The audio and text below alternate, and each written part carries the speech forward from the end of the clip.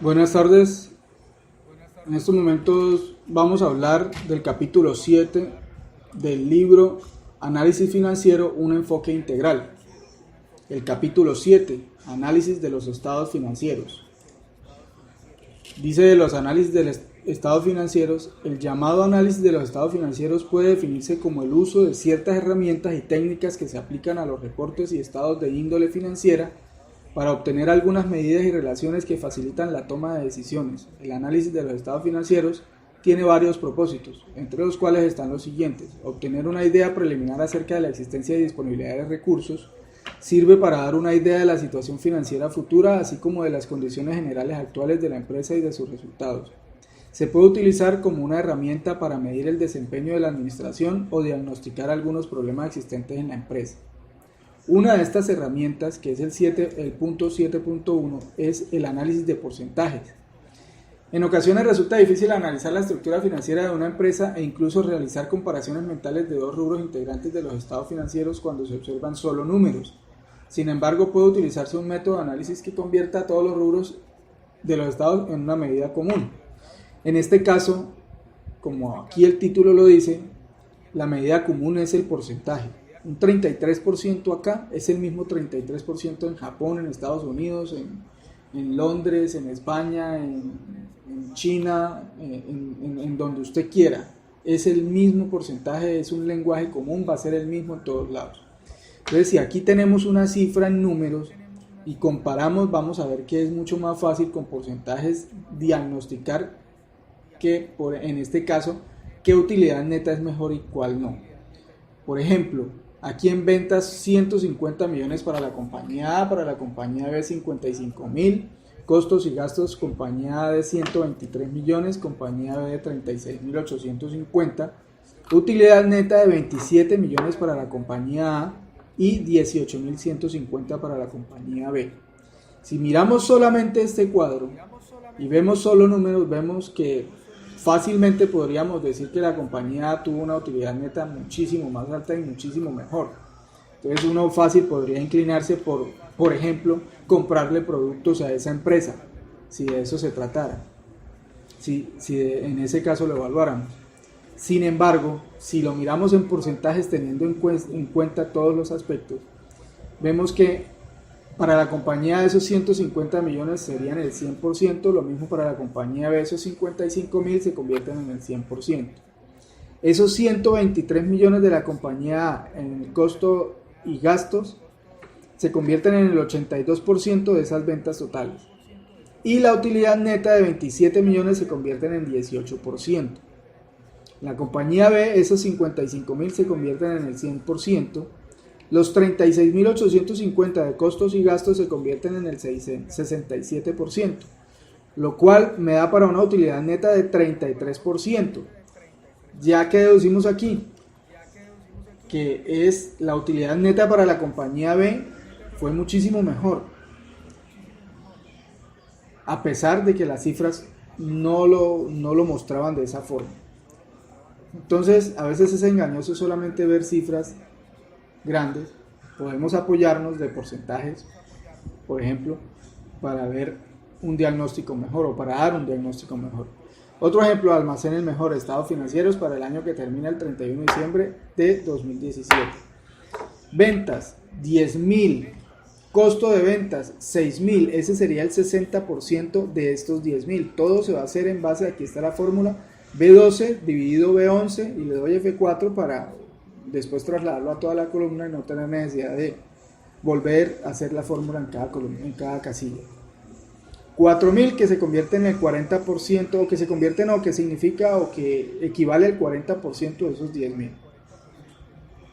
2.500 que equivale al 25% de los 10.000 y así sucesivamente. Todos se hacen en base a este costo. Aquí vemos la fórmula, que es B17, que es esta casilla dividida entre los mismos 10.000. Listo. Igual en esta casilla es exactamente lo mismo en este cuadro de acá, en el balance general. Lo que le quería mostrar en este cuadro era los porcentajes. Aquí 12.500 es el 100% del total del activo. Aquí, por ejemplo, el efectivo, estos 2.000 se convierten, el total activo de la compañía, en el total activo de la compañía hay el 16% de efectivo, que son 2.000. ¿Sí? Y así con todo podemos decir, las cuentas por cobrar de la compañía representan un 12%. Los inventarios representan un 8%.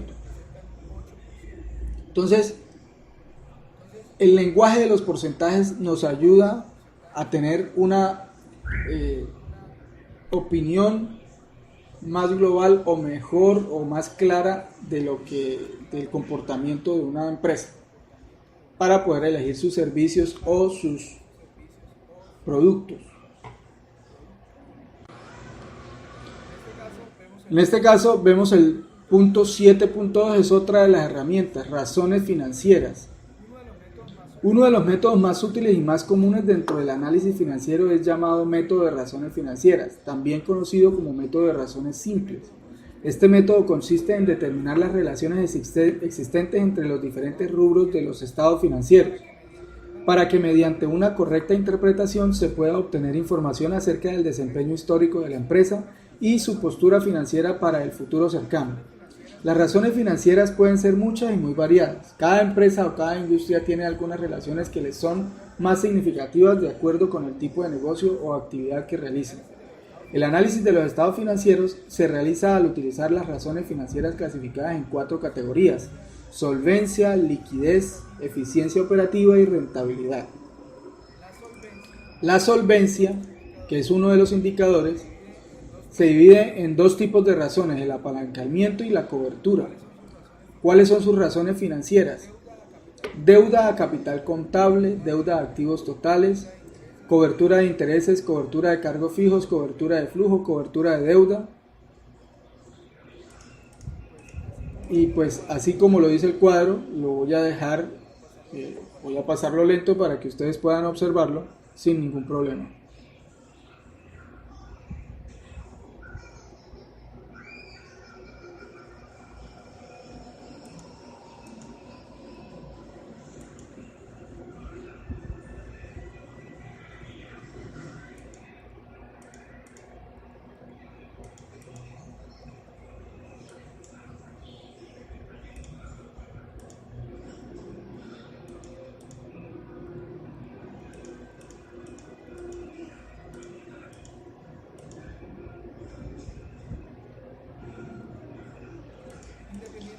Independientemente de las características particulares de cada negocio, existen algunas razones financieras de uso común y generalizado. Estas razones financieras se dividen por categorías en atención a la parte financiera que puedas dilucidar en 1. Razones de liquidez, 2. Razones de rotación o utilización de activos, 3. Razones de apalancamiento financiero y 4 razones de rentabilidad, 5. Razones de valor del mercado. En esta figura siguiente se pueden observar las razones financieras para cada categoría, el nombre con que se les designa y la fórmula para calcularlas. Como se ve, son la mayor parte de ellas relaciones sencillas entre 2 conceptos de los estados financieros. En este cuadro podemos ver las fórmulas para hallar cada uno de ellos. Ya nosotros teniendo los estados financieros, las cuentas de la empresa o las cifras, podemos hallarlo fácilmente. Por ejemplo, los voy a pasar lentamente para que se puedan observar. Aquí están las razones de liquidez: capital de trabajo neto, razón circulante, prueba ácida, activo circulante pasivo de corto plazo, activo circulante pasivo de corto plazo. Bueno, razones de rotación y uso de los activos, rotación de inventarios, que es el costo de ventas sobre inventario. Periodo de permanencia de los inventarios, su fórmula dice que es 365 sobre rotación de inventario. 365 es un periodo, es un año. Y bueno, tercero, razones de apalancamiento, por ejemplo, pasivo total a capital contable, y su fórmula es el pasivo total sobre el capital contable. Y así con todos. Entonces analizamos análisis de liquidez. La finalidad de las razones de solvencia liquidez es informar acerca de la capacidad de pago en el corto plazo que tiene una organización. Estas razones implican las relaciones entre los activos circulantes y los pasivos de corto plazo. Según la NIF, la liquidez se refiere a la disponibilidad de fondos suficientes para satisfacer los compromisos financieros de una entidad o su vencimiento. Algunas de las razones financieras más comunes para el análisis de este aspecto son capital del trabajo neto, razón circulante y prueba ácida. Un ejemplo de razón circulante dice que la liquidez es igual al activo circulante sobre el pasivo circulante. Digamos, con estas cifras son supuestos que yo pongo, que el activo circulante equivale a 63.000 sobre el pasivo circulante que equivale a 35.000. Esto me da un igual a 1.8. Según este resultado, la empresa cuenta con 1.8 de activo circulante para cada peso de obligaciones a corto plazo. Hablemos de pesos, de euros, de dólares, de bolívares, de la moneda que usted quiera. ¿Sí?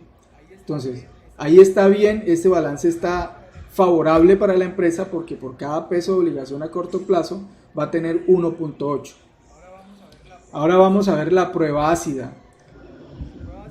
La prueba ácida es igual al activo circulante menos los inventarios. Aquí ya le restan los inventarios, ya no tienen en cuenta los inventarios como activo circulante. Entonces, activo circulante menos los inventarios sobre el pasivo circulante. Que volviendo a las mismas cifras que yo hago el supuesto, entonces, activo circulante equivale a 63.000, los inventarios equivalen a 38.000 sobre los 35.000 del pasivo circulante. Eso me da igual a 0.71. Entonces, acá ya se modifica la opinión que podamos tener al conocer la razón anterior, ya que al eliminar los inventarios, tenemos que la empresa únicamente cuenta con 0.71 pesos por cada peso de obligaciones a corto plazo. Es decir, ya va a tener ahí como, digamos, una pérdida. O no va a tener la suficiente liquidez, más bien, hablemoslo de esa forma, la suficiente liquidez para cumplir con sus obligaciones a corto plazo, por lo menos. Un ejemplo de capital de trabajo neto. Capital del trabajo, dice que el capital de trabajo es igual al activo circulante menos el pasivo circulante. Entonces, el activo circulante es igual a 63.000 y el pasivo circulante a 35.000. Eso me da igual a 28.000. Entonces, estos son los recursos disponibles una vez cubiertos los pasivos a corto plazo con los que contaría la empresa. Si el resultado fuera negativo, significaría que la empresa no cuenta con recursos suficientes para cubrir sus necesidades operativas. Pasemos al análisis de la rotación y uso de los activos. Este grupo de razones proporciona información acerca del manejo operativo de los activos, ayudan a entender qué tan eficiente es la empresa en términos del manejo y utilización de los activos. Algunas de las razones financieras que se usan para analizar son rotación de inventarios, periodo de permanencia de los inventarios, rotación de cuentas por cobrar, periodo de recuperación de las cuentas por cobrar, rotación de cuentas por cobrar, periodo de pago de las cuentas por pagar, rotación de los activos totales, intensidad del uso de activos totales. Un ejemplo de rotación de inventario, eso es igual al costo de lo vendido sobre inventario promedio. Yo supongo aquí unos valores, entonces el costo de lo vendido equivale a 8.250.000 sobre el inventario promedio que le pongo un valor de 4.300.000. Eso me da un igual a 1.9. Esto significa que la rotación de inventarios para este ejemplo da 1.9 vueltas al año, que realmente es como muy poco. La verdad, la rotación de inventario está siendo muy baja. Una rotación ideal sería entre 3 y 4 más o menos. Rotación de cuentas por cobrar, eso es igual a ventas sobre cuentas por cobrar. Entonces yo le pongo a las ventas 10 millones sobre los 3 millones de cuentas por cobrar, eso me da 3.33. Esto significa que la rotación de cuentas por cobrar se dio 3 veces en el periodo, es decir, 3 veces se vendió y se cobraron nuestras cuentas por cobrar. Esa tuvo una mejor rotación. No las explico todos estos aspectos que hay acá, pero tenemos las fórmulas en estos puntos. Créanme que fácilmente podemos sacar esas operaciones. análisis de endeudamiento y apalancamiento. Este grupo de razones indican el grado de endeudamiento y de solvencia de la empresa en el largo plazo. Además, proporcionan información sobre la estructura del capital empleado por la compañía. Algunas razones financieras para el análisis de este aspecto son las siguientes: pasivo total a capital contable, multiplicador de capital, pasivo de largo plazo a capital contable y cobertura de intereses. Doy un ejemplo de razón multiplicador de capital. Indica la relación que existe entre el total de capital invertido y el capital contable, es decir, cuántos pesos se tienen en activos totales por cada peso invertido por los propietarios. Entonces dice que el multiplicador de capital es igual al activo total sobre capital contable. Pongo unos valores: 15.000 sobre 6.300, activo total de 15.000, capital contable de 6.300, eso da igual a 2.38. Esto indica que por cada peso que los propietarios mantienen como capital contable existen 2.38 en el activo. El resto los podemos ver aquí las fórmulas igual que en el anterior y los podemos resolver sin ningún problema. Análisis de la rentabilidad. Señalan los porcentajes de eficiencia en la obtención de utilidad sobre tres conceptos: las ventas, el activo total y el capital contable. Sirve al usuario general para medir la utilidad neta o cambios de los activos netos de la entidad en relación a sus ingresos, su capital contable o patrimonio contable y sus propios activos. Algunas razones financieras que se utilizan para el análisis de la rentabilidad son las siguientes: rendimiento sobre las ventas, rendimiento sobre los activos totales y rendimiento sobre el capital contable. Un ejemplo de razón de rendimiento sobre el capital contable. Esta razón indica el porcentaje de utilidad neta que obtienen los propietarios sobre el capital invertido en la razón de rendimiento sobre el capital contable. Eso es igual a la utilidad neta sobre el capital contable. Digamos que la utilidad neta fueron 950 y el capital contable de 6.200. Eso me da 15.3%. Es decir, logró obtener un 15.3% de rendimiento con respecto al capital invertido por sus propietarios. En este caso veremos el punto 7.3, modelos de análisis con razones financieras. Esta es otra de las herramientas. Un modelo matemático es un tipo de modelo científico que emplea algún tipo de formulismo matemático para expresar relaciones, proposiciones sustantivas de hechos, variables, parámetros, entidades y relaciones entre variables u operaciones, para estudiar comportamientos de sistemas complejos ante situaciones difíciles de observar en realidad. Algunas razones financieras de manera combinada ofrecen nuevos datos e información que de manera independiente no se obtienen o son difíciles de observar. Una de estas es el ciclo operativo y de efectivo. El ciclo operativo es el tiempo total que tarda la organización en convertir en dinero efectivo desde la fecha de la compra de las materias primas y hasta el cobro a los clientes de las ventas a un promedio terminado.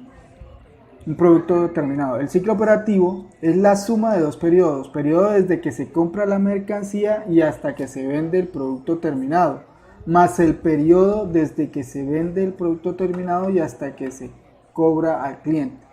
Como acá lo dice la figura: ciclo operativo, periodo de permanencia de los inventarios más periodo de recuperación de las cuentas por cobrar. El ciclo efectivo es el ciclo operativo pero descontando el plazo de crédito que otorgan los proveedores. Ciclo efectivo, periodo de permanencia de los inventarios más periodo de recuperación de las cuentas por cobrar menos periodo de pago de las cuentas por pagar.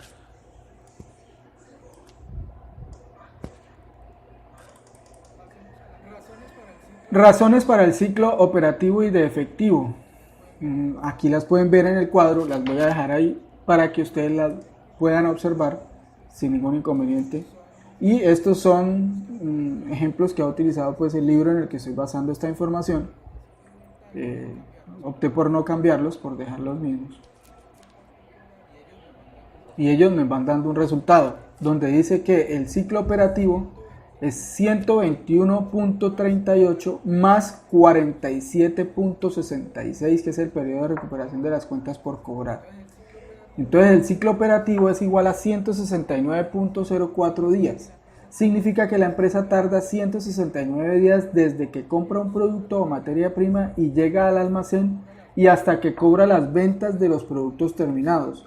fueron 121.38 días en convertir las compras de materia prima en productos terminados y después venderlos. Adicional a ello, una vez hecha la venta, la empresa tarda 47.66 días en cobrarle a los clientes. Para el cálculo del ciclo efectivo, se descuenta el plazo de pago que los proveedores han otorgado a la empresa. Ciclo efectivo igual 121.38 más 47.66 menos 125.42, que es el periodo de pago de las cuentas por pagar, que es este de acá. Ciclo de efectivo igual a 43.62 días. El ciclo efectivo significa que es el tiempo en que la empresa requiere recursos y tiene que conseguirlos con fuentes externas. También indica que buena parte de la presión financiera de efectivo que tiene la empresa es sostenida por los proveedores. Este otro punto es el modelo DuPont. En la década de 1900 a 1920 del siglo XX, la empresa DuPont se planteó la situación de incrementar la rentabilidad sobre el capital contable. Para este fin desarrolló un modelo de análisis del ROE al segmentar las actividades que pueden incrementarlo. El modelo de análisis financiero de DuPont consiste en medir la eficiencia de la actividad en tres grandes áreas: eficiencia operativa, eficiencia en el uso de los activos y eficiencia financiera. A cada una de estas áreas asignó la razón financiera que estuviera más ligada a la misma y las combinó para obtener el resultado del rendimiento. Les voy a dejar mirar este cuadro que es más o menos el montaje que ellos hacen de ese programa, de ese método. Entonces, si observan bien, el producto de las tres razones da como resultado el rendimiento sobre el capital contable, que es acá. Pueden eliminarse los conceptos comunes para llegar al ROE, como lo ven acá.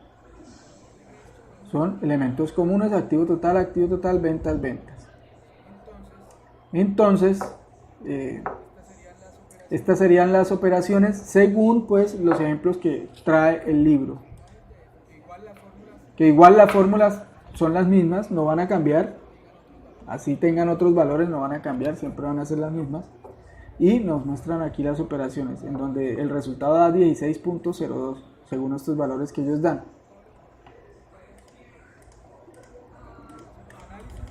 Análisis del valor económico agregado. La perspectiva financiera tiene como objetivo primordial la generación y maximización del valor, y una de las medidas más apropiadas para medirlo es el valor económico agregado.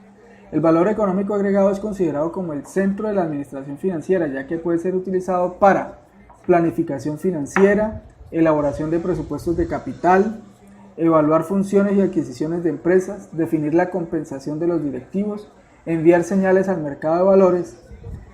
Así, los creadores de este sistema determinan que los generadores de valor o value drivers en el EVA son los mostrados en la figura. La figura acá, que les voy a dejar para que ustedes la vean, que es muy sencilla. Entonces, el valor económico agregado, incrementos en los ingresos, genera incrementos en los ingresos, incremento en la eficiencia del capital invertido, genera un mayor margen de utilidad y un mejoramiento en la estructura de capital.